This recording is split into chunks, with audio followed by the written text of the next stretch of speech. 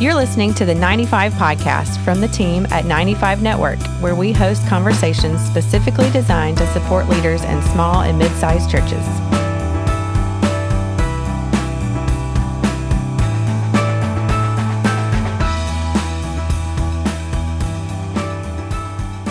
Hey, everybody. Welcome back to the 95 Podcast. This is Dale Sellers, Executive Director at 95 Network. And this podcast is one I have been looking forward to for a long time. In fact, to get this many people on the podcast, it took us forever to get it scheduled. And I'm excited about it. I'm excited about it for a couple of reasons. I'm also mad at these guys for one reason. They don't even know this yet. But I'm mad because when I was pastoring my church, they weren't around. And I needed them. We've heard that before, Dale. Yes, man, I was around. So today we have the Ministry of Servant Solutions. We've got Jim and Mark and Bob with us, and we're going to talk all things pastors, everything, all about pastors and pastors' retirement, housing allowances, things to do with pastoring. I wish this was live so we literally could take questions, and I may even try to set up a Facebook Live with you guys in the future where we can do that. But first of all, welcome to the 95 Podcast, guys. Thanks so much, Dale. Appreciate the opportunity of being able to connect with your audience. Well, I'm excited. Mark, since you and I were the connecting point, kind of tell me a little bit about Servant Solutions and then kind of what the ministry is about, and then we'll kind of dive into some specifics. Yeah, absolutely. Servant Solutions is a defined contribution plan. So we're not a pension plan. So we really engage the churches and the church staff.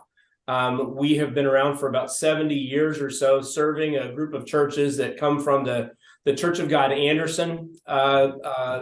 Gaithers. Yeah, exactly. The Gaithers. Many of you will know them.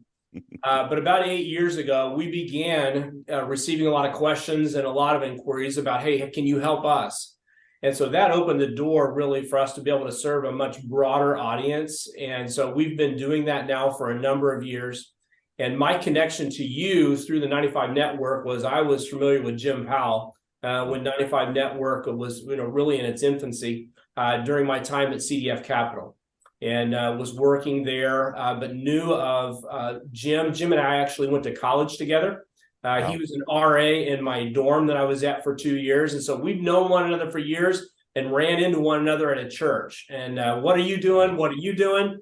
And God brought us together now in this role and opportunity to be able to serve here. My understanding was in college he was called Jimmy. So I don't know if that's still true, but we had my good friends still call me that. Yeah, good. So and just for the record, that Mark was a model student at the time. I didn't have to write him up or anything. So. Appreciate that. Yeah. So Jim, take a moment and tell us a little bit about you. Yeah, I started a career in banking after going to Anderson University, and I met my wife there and just thought I was going to retire as a banker, but the Lord had other plans, and had a call in my life about 15 years ago. And I wondered what that would look like. I thought it was going to be an executive pastor position, and I actually served in that position for about 3 years at a church. And then came on board as the director of financial planning here at Servant Solutions, and then about 3.5 years ago became president. But just really the calling on my life, I am an ordained pastor. I got ordained about 10 years ago, is that I feel like I'm a pastor to pastors and those that serve the church. And that's where my role is. And it's just such a sweet spot that I never thought was there and never thought existed. And it's been wonderful to serve in this capacity and just see the fruits of what God's done in this ministry. Cool. Bob, tell us your story. So Bob Heyman, I didn't graduate from Anderson. I was a little farther up the road, the little rivals of Taylor University, with an accounting degree. So I tell all these guys that I work with that I'm a missionary wherever I go. I started off with the CPA firm, and literally for the last 30 years, I've been in ministry of some capacity whatsoever, other denominations, where I started in the treasury side, and then for 20 plus years now in the retirement planning side of things. I am a CFP, certified financial planner. So I do a lot of certified financial planning and planning with our folks and try to help them figure out how to retire. And I have picked up, since I've been in ministry 30 plus years, picked up a thing or two when it comes to all these things that we're going to talk about. That's awesome, guys. Mark, kind of give us an overview of Servant Solutions. I know we're going to talk about a lot of different things, but what all do you actually do for pastors? Yeah, great question. So we work with pastors directly in terms of their retirement planning and preparation. We have all of the options that they would need in terms of investing retirement funds, whether it be pre-tax or after-tax.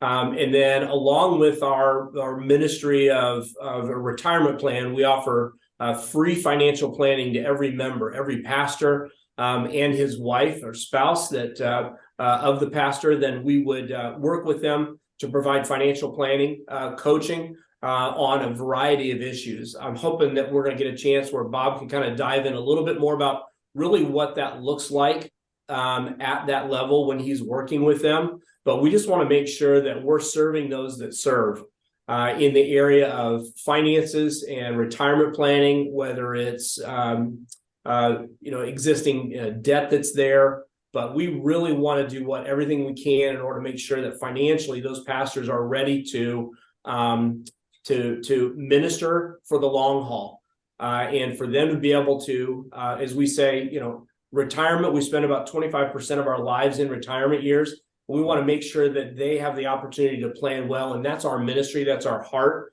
We connect with kingdom servants all the time. And want to make sure that we're doing the very best we can to make sure that they are financially able to retire. The Bible doesn't talk about retirement, but we realize that there comes a point in time where ministry is turned over to a younger generation, and making sure that those pastors and those leaders that have been faithful serving for 4 or 5 decades, that they have the retirement package that they need in order to be able to retire. Well, now, Jim, let's be honest now. If we're doing ministry for the Lord, do we really need to worry about all this stuff? Won't he just take care of us? He will, but there's some realities that happen in a sin-cursed world. We Very good answer. Yeah. I really don't think that ministers retire from the call. Amen. Amen. And there's always something that the Lord wants them to do and minister in their life. And we want to make sure what the saddest thing just in my short tenure here, Dale, is that I've seen that pastors retire, or they're forced to retire almost, to let the next generation come in. And then they are at a loss of what to do with their lives. And they lose some standard of living as well. And it really, their world shrinks, where at a time where they could give the most to the kingdom, with their history and their connections and their relationships, that's when they should be blossoming. And we want to make sure that they have the resources in order to do that, whether that's paid or unpaid or part-time work. We're realist with all of that. But it really, we want to make sure whatever God's call in that season for their life is, that 25 years of retirement, it's not just sitting in front of the TV. It's getting out there and winning souls for the Lord. Jim, I'm going to stay with you for just a second because you're the old guy, and I say that with all due respect. In my lifetime in ministry, and I've been in ministry over 40 years, I have failed to see, and I know now they're starting to talk about it a little bit, but I have failed to see most churches having a succession plan in place. Yes. Is that what you've seen?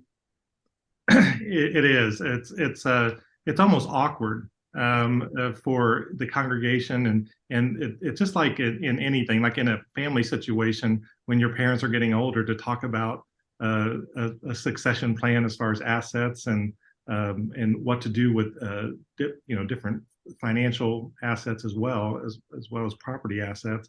And it seems like it's when things are in the dark, that's where there's not much clarity. And we want to make sure that those can be honest and fruitful and healthy conversations.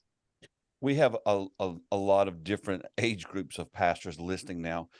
Is this podcast going to be helpful for those who are kind of already close to retirement years as much as those who are younger?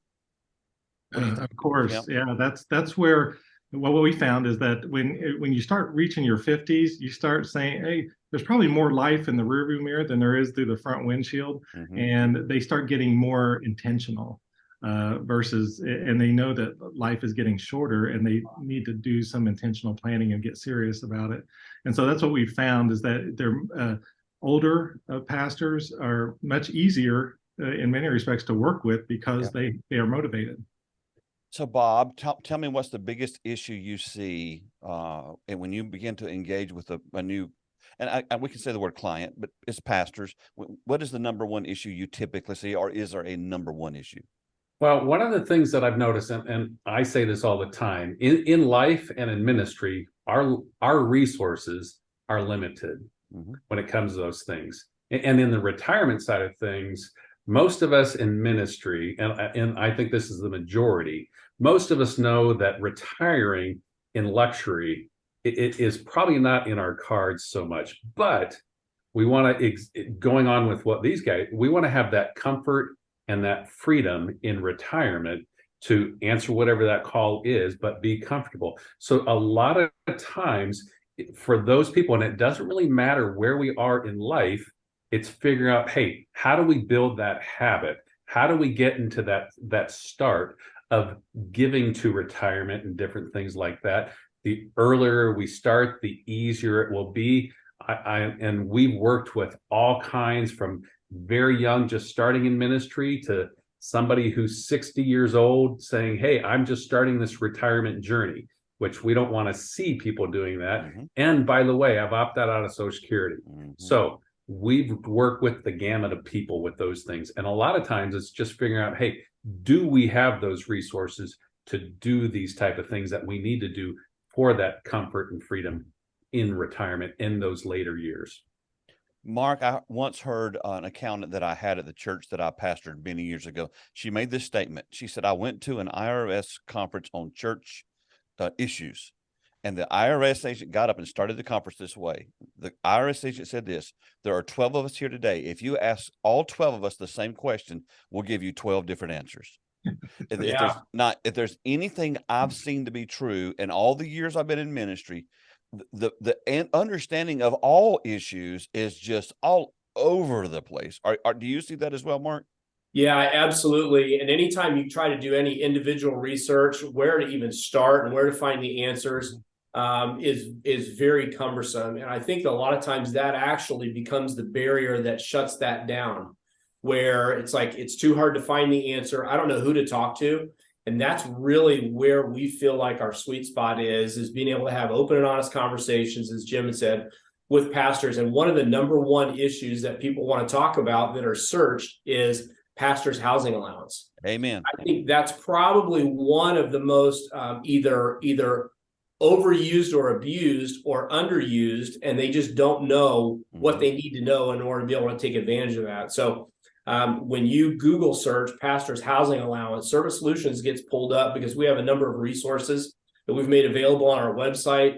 We write a number of blogs about this issue, and we really feel like we have, not the end all be all, but we have a lot of information to share because we are a 403(b)(9) plan. That means we were set up by the IRS to serve the needs in retirement of churches and church staffs, particularly pastors, ministers, those that are clergy licensed or ordained, that do have the blessing of being able to utilize that housing allowance. So I'm hoping that we can maybe move into that, because I think there's a lot of questions that are out there about that, and hopefully we can bring some clarity to that.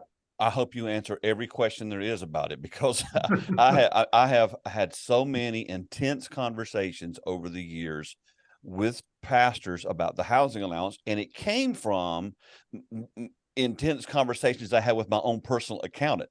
I have been blessed in my life, and Gene and I have been married for 40 years, and then we've had two different accountants, and both of them are very conservative in their approach to things. And so they didn't let me do things that my peers were doing. And so to kind of set that up, when I was, 22 years old, I get ordained, and the church comes to me and says, well, you can opt out of Social Security. Well, why would I not want to do that? That's awesome. That's more money in my pocket. And so I go to see my accountant about it, and it was like she took me to the woodshed. she talked to me like I was her son. She said, you're not doing that. And I'm like, what? And she said, Dale, and she talked about all the reasons of what would happen, because at this time we just got married, didn't have any kids yet. And she talked about all the dangers of that. And I passed on it. Plus, I really, I couldn't sign a piece of paper that said I don't believe in any form of insurance, not with any kind of integrity. But I have seen so many things. When it comes to the housing allowance, me and my other accountant, the next accountant, we go round and round and round, because he would always want to stick the self-employment tax on that thing for me. And I'm like, well, if you're going to do that, then I'm paying more out of my pocket than I should be, And so it was always a point of contention. And then I know churches, I know pastors. Let's say I used to know. I'm gonna say that in case anybody's listening, but I know of situations where sometimes the church will not put the housing allowance on their W-2 at the end of the year. I know where some, and so pastors don't report it. I know some who put it on there, but then they don't pay taxes on it. The views about this particular issue are all over the map. And so which one of you, maybe Bob, let's look at Bob. Looks like he's the one who's ready to roll on this. Bob, explain how the housing allowance is supposed to work so that all of us can clearly understand it. Okay. So when it comes to the housing allowance, we're going to start with just some of the basics in the very beginning. For pastors, they have what we call a dual status, where yes, I'm an employee of the church, but I'm also, for tax purposes, considered self-employed. So, and with that, there's advantages, and as you were saying, some disadvantages that we might see as being some of those disadvantages.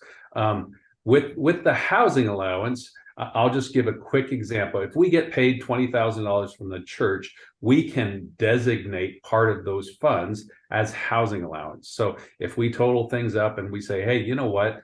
I totaled $15,000 that I can spend on housing allowance, and we talk to the board and say, hey, that's my housing allowance. So basically what happens is we get to reduce what we have to pay in federal tax. So we don't have to pay federal tax, but exactly what you were saying before, we have to pay self-employment tax on everything. And for a lot of people, and I've worked just in the last 2 months with boards and churches that aren't doing this right. They're treating the pastor like a FICA employee. Yes. And really, when it comes to these things, the onus is on the church to make sure that this credentialed pastor, whatever we want to say, licensed, commissioned, ordained individual, is treated properly for our purposes when it comes to those tax purposes.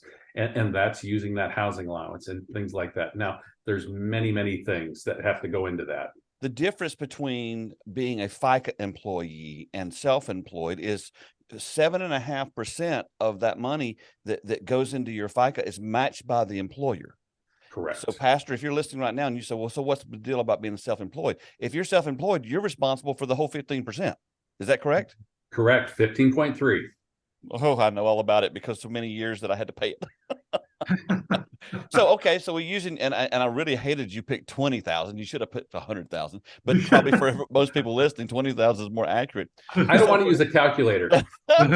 So for the guy that's making $20,000 a year, and they're claiming this housing allowance, what's the benefit of that? So the benefit is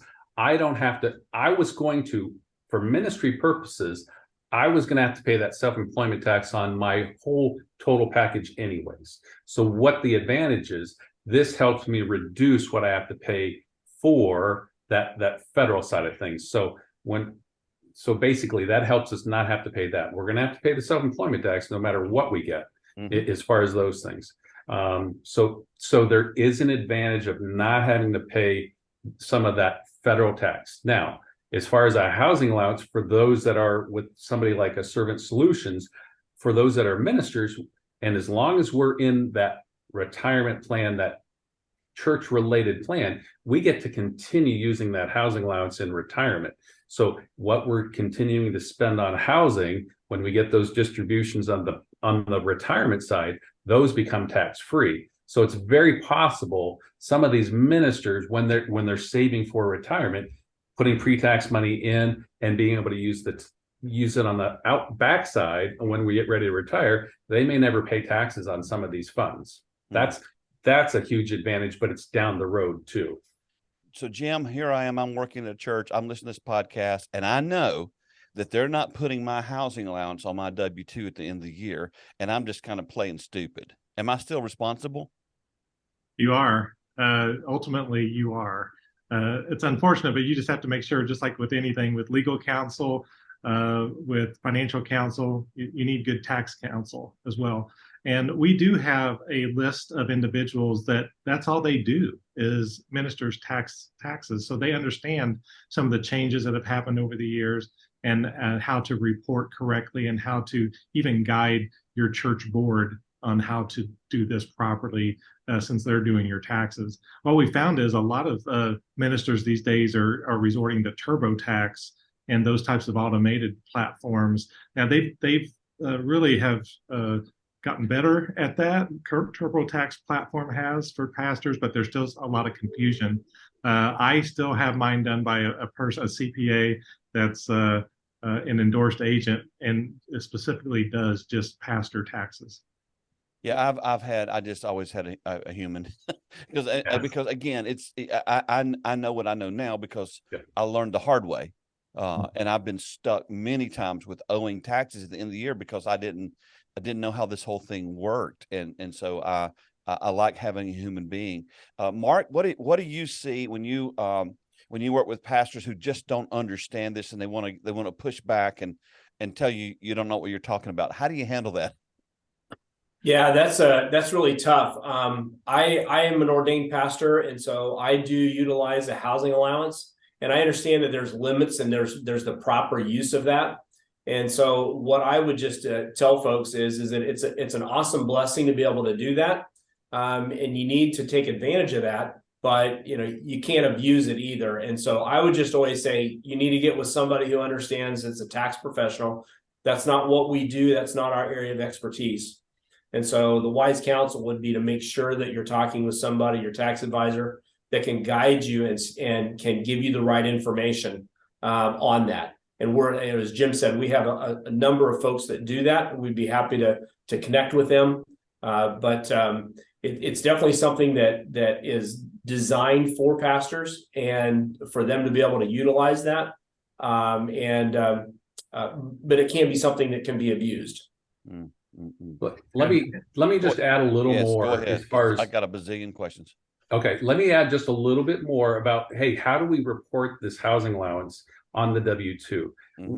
Back in the day, it used to be there wasn't a place on the W-2 that we could report this. So we ended up giving letters stating what that housing allowance. Now we have box number 14, which is a nothing box on the W-2 for the housing allowance, and we would put housing allowance and whatever that is. And yes, that's going to go to the IRS, but it's more reported for us. That information doesn't go anywhere in the IRS. But now we know what that housing allowance is because it's put in box number 14. Okay, I'm going to take a short break. And when we come back, I want to ask you a question about what you just said, Bob. So we'll be right back. Okay. Back here with the guys from Servant Solutions, diving into this thing called the pastoral housing allowance. Okay, Bob, so you were talking about the box 14. If our church doesn't put that housing allowance in the box, aren't we still responsible for it? Oh, yes, we're still responsible. So like I said before, we're responsible for paying self-employment tax on the whole thing. And in order for us to be able to use that housing allowance, basically, when it comes to the housing allowance, we get to use the lesser of three things. There's a lot of things floating out when it comes to the housing allowance that I hear from different people. So what we have to do is, first and foremost, to be able to use housing allowance, we have to designate what our housing allowance is with our church board so that we can put that in our minutes and things like that. So that's step number one. We designate it, and then basically we get the lesser of actual expense and fair rental value, plus utilities, as far as, and using the lesser of those. So why it's important to put that on the W-2 is because, hey, what have I designated with the church then what have I spent with the church, and then figuring out the fair rental value and different things like that. So it's important for us to keep track of all those things when it comes to the housing allowance and making sure we're taking our proper steps to make sure we claim the right thing as well. Jim, can a pastor take a housing allowance who's living in a parsonage? They can if they have some, there's all kinds of situations we've seen, but it's very limited, especially if the church is paying everything, such as utilities and upkeep and providing the basic house, and there's no mortgage involved or no rent involved. But we have seen situations where it's kind of a partnership where the pastor has done some maintenance and even updates to the house just to make it livable for them and their comfort level. And so they can claim that if it's anything that's gone into your house, from mower gas to to anything that has to do with the maintenance and upkeep and you living in that house, whether you own it or not, can be claimed. Groceries? No groceries. I may or may not know some who do that. Unless you can eat fiberboard. I don't know. So here's one of the overarching things that we don't say, but I think is in the back of a lot of people's minds. I mean, is the IRS really going to mess with us about this stuff? What do you think, Mark? Yeah, I think I don't want to leave anything to chance, and I also want to live my life in a way that is God honoring, and that enters into a gray area that I hope no one, but unfortunately, I can only suspect that happens. But as the old saying goes, for me and my house, we're going to follow the rules that are set out, and we want to live our lives in such a way that we are God honoring in our finances, and so. I would hope that everyone would feel that way. If anybody asked me, I would say, no, you need to do what's right in the eyes of the Lord. Yeah, the IRS has kept a real kind of hands off in the past, but in the recent past, I would say until about 7 or 8 years ago, when the Affordable Care Act started coming into play, and pastors were able to have really some good subsidization of their health care through that plan, that allowed the IRS to kind of peek, we call it peek, get the nose under the tent when it comes to pastoral compensation. And once they start looking at one thing about your compensation, and if you're claiming some things on health, they start looking around to other things. So I would say that probably it would be a very remote chance that the IRS would audit a pastor. But now it's probably more of a chance than any time in history that could happen. I think this was about 10 years ago, maybe longer. Wasn't Rick Warren's father-in-law audited, and Rick actually took and fought his case for him, and it went way on up. I don't think it went to the Supreme Court. It may have gone that far because they were trying to mess with his house allowance. Do you know what I'm talking about, Bob? I do. And that was a long. I shouldn't say it. I think it was a little longer than 10 years. We're getting up when there. You get to be my age, man, it's a day is a year. But and because he was claiming so much, granted it's California and the housing allowance that you're claiming, one of the things that the IRS says is you have to make sure your numbers are reasonable. And so some of that came into play with Rick Warren as far as how much he's trying to claim and different things like that. It was his father-in-law. Yeah.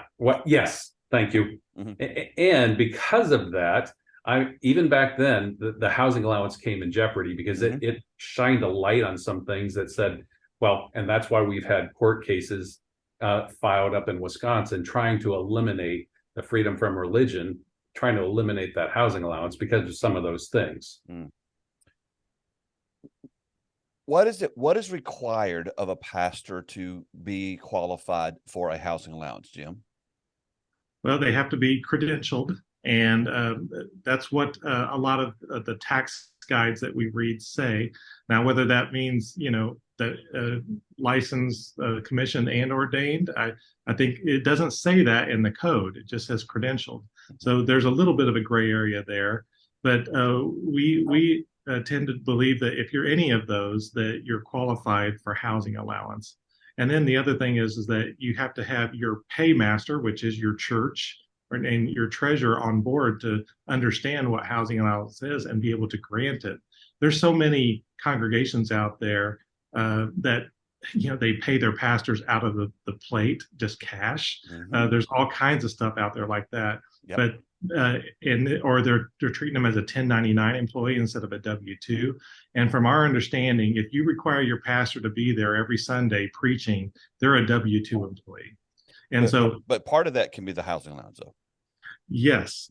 But we've had churches trying to give housing allowance to 1099 employees, or really they're contractors.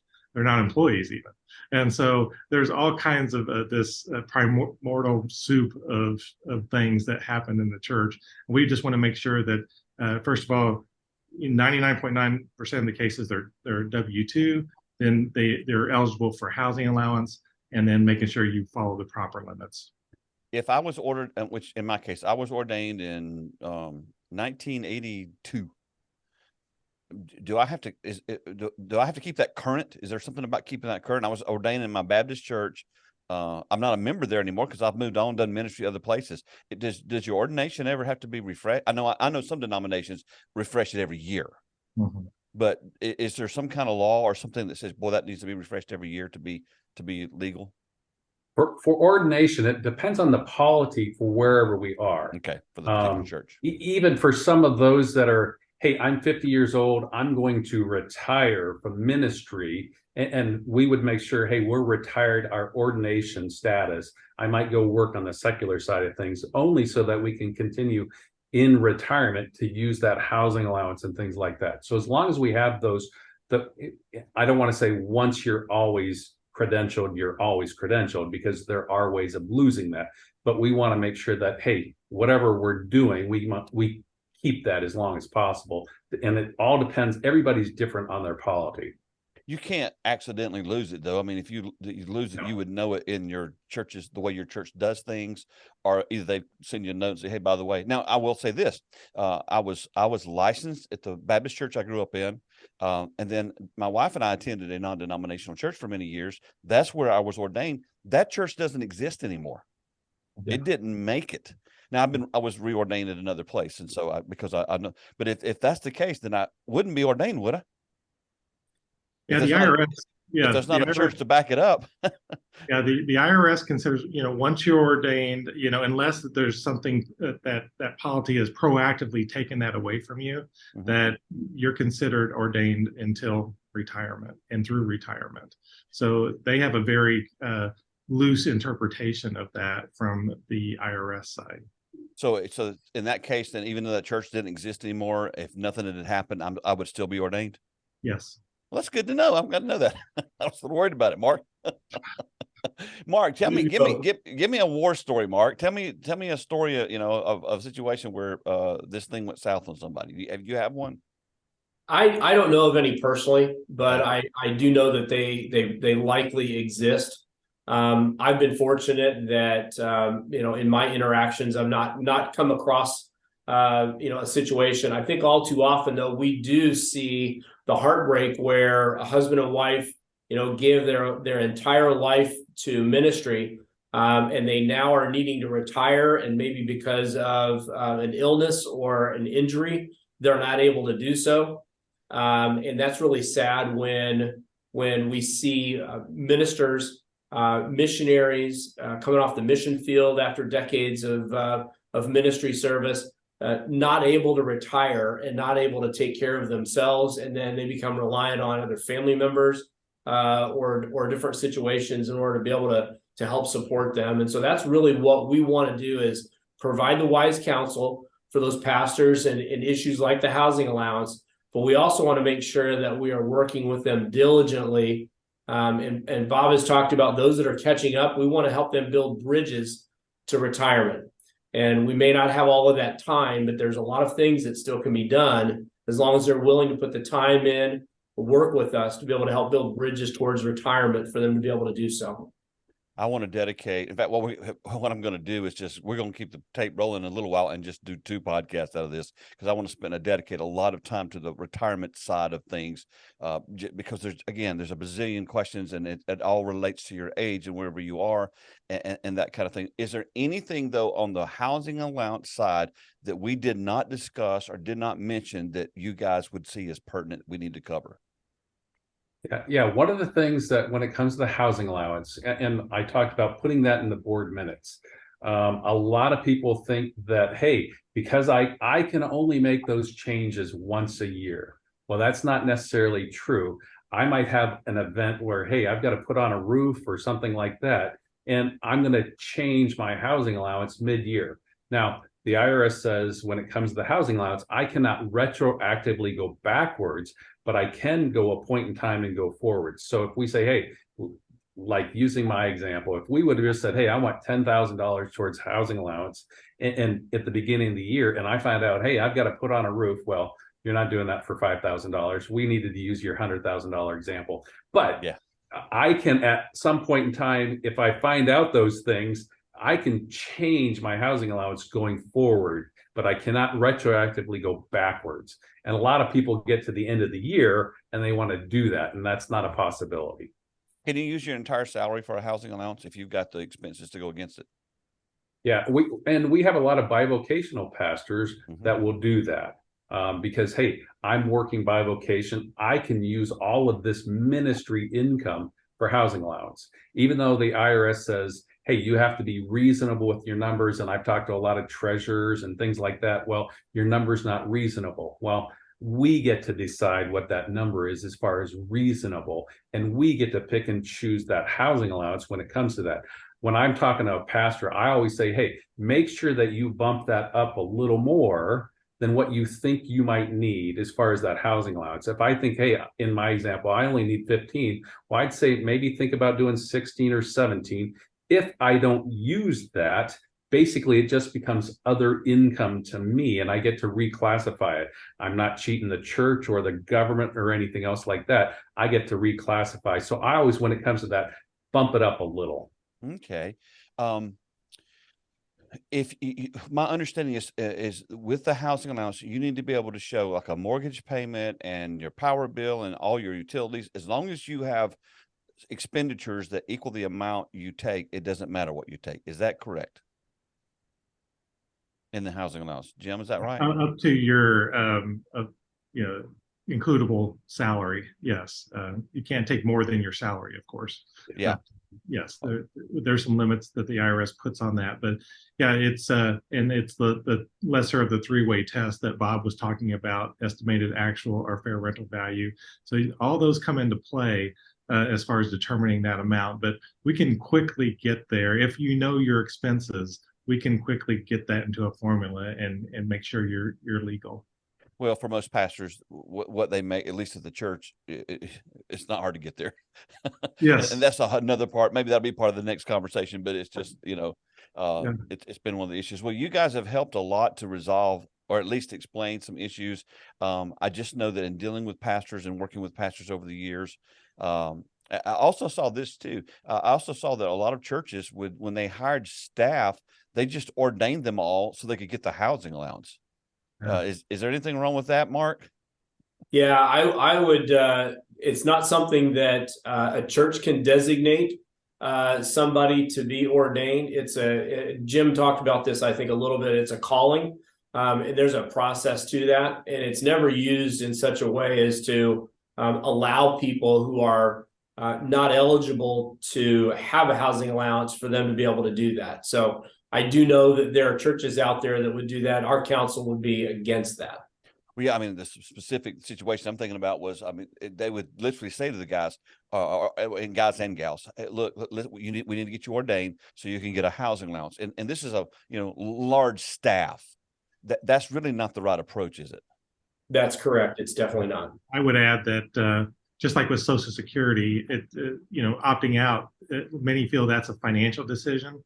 No, in your heart of hearts, it's hard to sign that 4361 IRS form that says I'm against socialized insurance. And so many pastors don't even know what that is or what if they're for it or against it.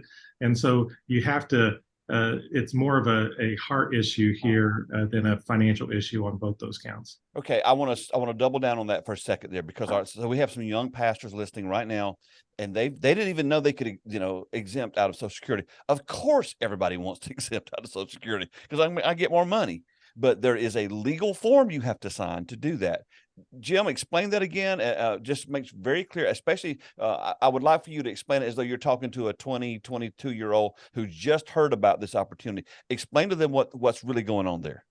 Yeah, and I can use my own situation. I was a late ordinee in life, in my 40s. And so I already had my 40 quarters of Social Security. I was already vested. Mm-hmm. So it would have made sense from a purely financial standpoint for me to opt out. So because I already was vested in Social Security, I could get Medicare, I could get disability, I could get retirement benefits. Which is the things that I could not get when my accountant said, sorry, bud, you're not doing this. So anyway, keep on going. Correct. And so, then I had to look at that 4361. And if you read it, I think I could not sign it, even though it would have been best for me financially. I could not sign it in my heart of hearts. And I really believe that it was God honoring to do that. And I think he's blessed that decision for me financially ever since then. That's just my personal testimony, that even though that it would have just made total sense from a financial planning standpoint, all of that, and what I loved is that Social Security is not just retirement; it's disability, Mm-hmm. it is Medicare, and healthcare is a big X factor in retirement. Mm-hmm. It's very important, and it's kind of a forced savings, which a lot of, just to be honest, a lot of us need.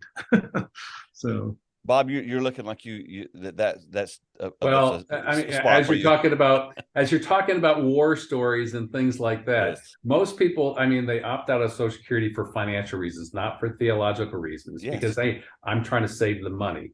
And I'll, on the other side of the spectrum, I work with a lot of people that are getting ready to retire.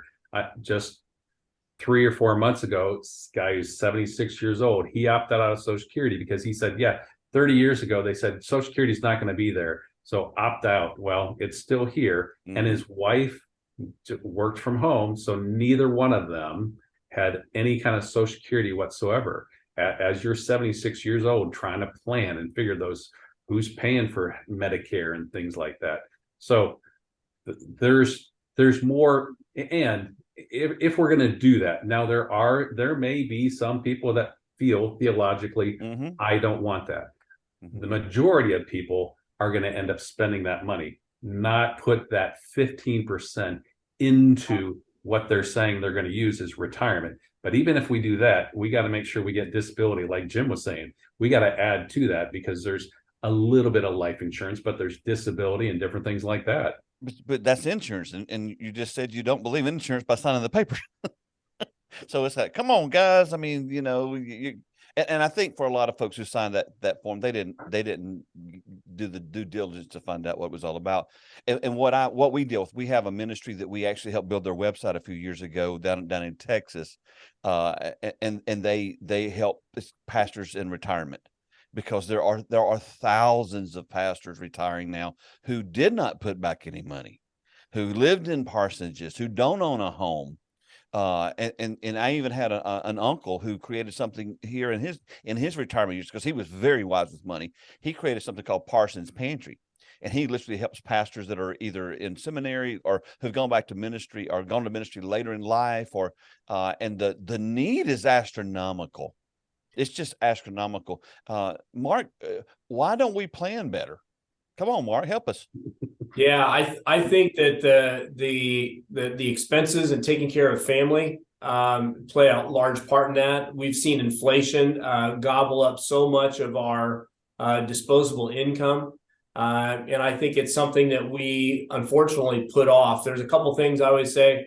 If you wait to do them till you can afford them, you're probably not going to do it. One is getting married, and the other one is having kids. Amen. And retirement, I think, is something that has to be in the forefront.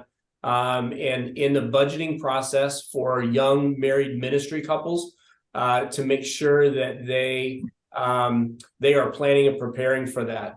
You asked about horror stories. I know of people who are entering into and now into retirement, but because they made that budgetary and conscious decision and make it a part of their budget early on, they're now able to retire and able to do things, spend time with grandkids, take trips, bless other ministries, be able to volunteer in certain areas of ministries that they feel passionate about, because they made those early decisions to make retirement a priority, during their working years, particularly when they were young, where those decisions, they had an impact at the time, but it far outweighed. My uncle has a saying, you can play now or pay later, or pay now and play later, but you can't do both. And I think that if we take that to heart, we really realize that retirement is something we have to plan for and prepare. Social Security isn't going to be everything. And so we have to do our part to be able to sidle up with an organization like a Servant Solutions. There's others that are out there, but that can help us bridge that gap and fill in that shortfall. The problem with playing now and paying later is it costs more. And so it's really more important to get it done now. So here's what we're going to do. This conversation is just going so well. We're going to do something I've never done at 95 Network. We're going to actually keep this podcast going, and we're going to come back, and this is going to be part 1. We're going to come back in part 2 because I want to talk about ideas about retirement. I want to get you guys' advice there.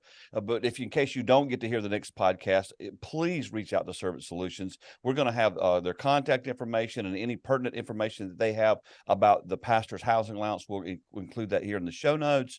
But please reach out to them. It doesn't really matter what age you are. You got to start somewhere. And you may be way behind, but it's just amazing what God can do with a little if you'll give it to him. So, guys, thank you so much for joining me for this part of the podcast. We'll take a breakaway, and then with part 2 will come on. But thank you guys for being here and for sharing your wisdom. And thank you for doing what you're doing. Like I said, I'm still mad at you because you weren't there when I needed you, but we'll help somebody else. We're still here for you, Dale. Thank you so much. I'll work through it. Thank you guys again for being here. Thank you. Thanks, Dale. Thanks for listening to the 95 Podcast. We look forward to sharing another episode with you next week. In the meantime, visit our website at 95network.org. The website is loaded with great resources created for small and mid-sized church leaders. Until next time, have a great week.